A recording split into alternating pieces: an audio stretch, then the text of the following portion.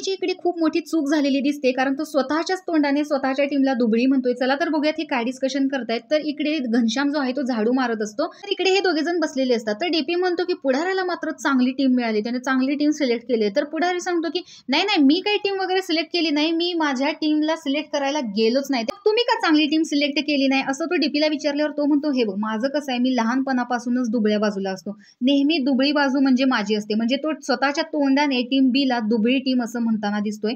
आणि तो सांगतो की मी पहिल्यांदा ज्यावेळेस घरात आलो ना, त्यावेळेस मी सगळ्यांशी उठबस करत होतो, घनश्याम सांगत असतो. पण इकडे आल्यावर मला ज्या टीम मध्ये जाऊ वाटलं, माझे विचार ज्यांच्याशी मॅच होत आहेत त्या टीम मध्ये गेलो, मी कुठलीही टीम सिलेक्ट केलेली नाही. पण डीपी सांगतो की पहिल्यांदा तर तू कुणाच्याच टीम मध्ये बसत नव्हतास ना, कुठेच खेळत नव्हतास. तर सांगतो की हो, मी पहिला आल्यावर माझा माझा टास्क खेळत होतो, मी एकटाच खेळत होतो. आणि आता सुद्धा मी एकटाच खेळतो ना, मी कुणाच्या दबावाने खेळतो ना, कोण मला काय सांगतंय म्हणून मी त्याच्यामुळे खेळतो, कोणाचंच नाही. मी फक्त माझा गेम खेळत असतो आणि तो एकट्याच्या जीवावर खेळतो.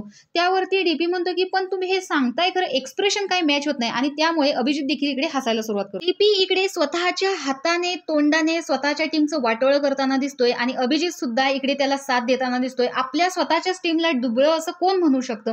आणि घनश्यामला देखील तेवढाच चान्स आहे की हे स्वतःच यांच्या टीमला दुबळं म्हणतात. तर तुम्हाला डीपीचा हा मुद्दा कसा वाटला हे कमेंट बॉक्समध्ये नक्की सांगा. अशाच अपडेटसाठी आपल्या चॅनलला सबस्क्राईब करा.